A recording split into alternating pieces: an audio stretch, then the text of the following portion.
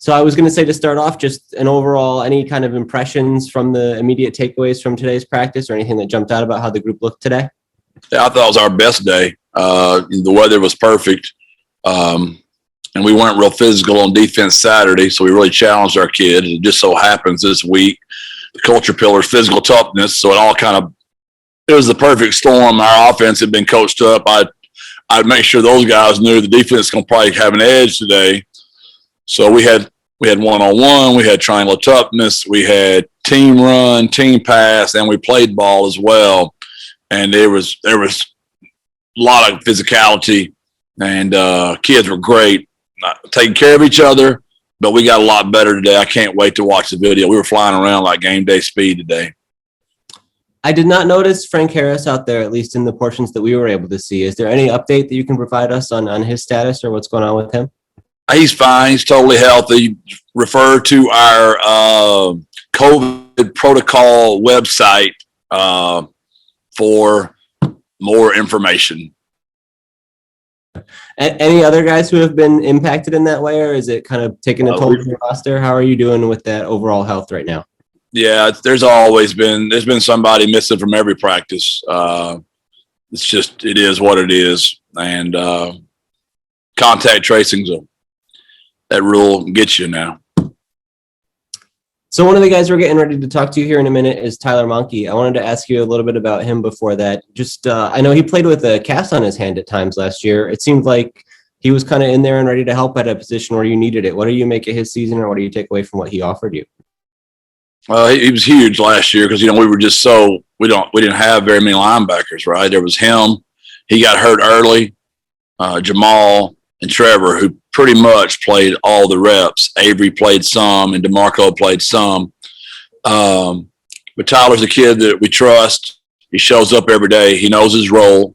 He understands what he's good at. He understands what he's bad at. And stuff he's not good at, he works at tirelessly. And it's our job as coaches to put kids in the best situations as possible for them to be successful. And Tyler's got enough skill set. There are things he does well that we can make him successful. He's also valuable on our special teams. So, and played through a lot of pain last year, and it was huge for us to get to a bowl game. Do you feel like you're better set up with depth at the linebacker position to a point where you might not have to lean on a guy like that in the same way when he's going through an injury situation? Yeah, for sure. That spot, O-line, D-line, safeties, and receivers, we had to get some depth. Like, we had to go get some depth. And we're still in the process on the O-line and the receivers. But at that linebacker spot, we feel like we've addressed it, and we've got more help coming this summer. We have a couple more players coming in that are going to help us as well. So we had to address that. So it was scary. You can't play a season that you'd like to think those people at linebacker, if they're playing it correctly, are going to be the ones you need to take care of the most because they're the most physical kids on the team. Does that make a difference even just in a practice setting to have more guys you can rotate and more opportunities to kind of spread around when there's more linebackers in that room? Yeah, our whole defense is just so much more deep than our offense is right now. We've really addressed our defense by bringing in 7 kids now. That just helped us. So the super seniors, you brought back, I think 6 super seniors on defense. All 5 of those were starters. And then you're bringing in 7 kids in the summer, the midterm, I'm sorry. That just helped us so much. We just got to now fix some depth issues on offense. And DeMarco Guidry is another guy in that linebacker room. How have you kind of seen him progress, or what's the overview of him at this point in the year? DeMarco has always been off the field. It's never been on the field. He was the epitome of a list guy. I mean, he was on every list and was suspended for a lot of the season just for off-field issues. And, boy, you hate to brag on him because I don't want to jinx him, but I wouldn't have let him done this interview today if he hadn't been doing so much better. I mean, his off the field is just drastically improved. which has made him better on the field. He's been so much better on the field. And I brought him in yesterday and said, look, DeMarco, I hate to get on TV and brag on you because as soon as I do, you'll do something. But he has just been really, really good. I'm proud of him. But every day is a new day with my man DeMarco. So I love Big Frosty. I want him to make it. But he knows my yes is my yes, and he knows my no is my no, and I won't bend. As much as I love him, you can't enable him. You've got to hold him to a standard.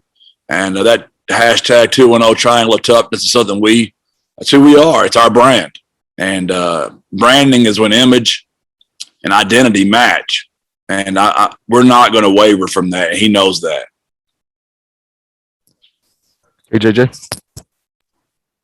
Jeff, on Tuesday you mentioned the physicality of the defense was a little lacking. How have they gotten better today? Yeah, they were great today. They were fantastic. I knew they would be. Some of it's on coaching now. We're not scouting our offense, and we're adding a bunch of stuff, and we're playing a bunch of players. So it's not all on them. It's on they are a reflection of me. So that's on me as a head coach. We put in too much. Coach Left and Coach Wright know that. We backed off a little bit today. And we cleaned it up on Tuesday. On Tuesday, we really worked hard at the mental stuff. And then today, we worked hard at being physical, and we did. I knew they would. There hasn't been a time yet where if there's something we emphasize, it didn't show up. When we emphasize something, our kids respond. And it's just, again, how fortunate I am to be their head coach. It's a blessing to coach these young men every day, and I'm just glad to coach them. I mean, I love being here with them every day. I can't wait to be here. And there are very few teams in the country that just finished their 11th spring practice, and it was their best spring practice. That just shows you how much our kids love football, and we love coaching them. Jeff, I wanted to switch gears a little to recruiting. Typically in the spring, recruiting's pretty heavy, but it's a dead period now. How have you guys been able to navigate that? Well, we're going to be very patient. We're going to have a very small class to sign. I wouldn't expect us to probably be able to sign more than 15 kids. So, because I'm going to always say 4 or 5. So I'm not going to use them all ever. We're still holding, 3 in our pocket right now. So we're going to be patient. And we might not get off the roaring fast start like we did last year, but that's intentional because we think we're going to be able to have some type of evaluation. We're hoping. We'll know more from Dr. Compost and our administration here soon what that's going to look like. Patience.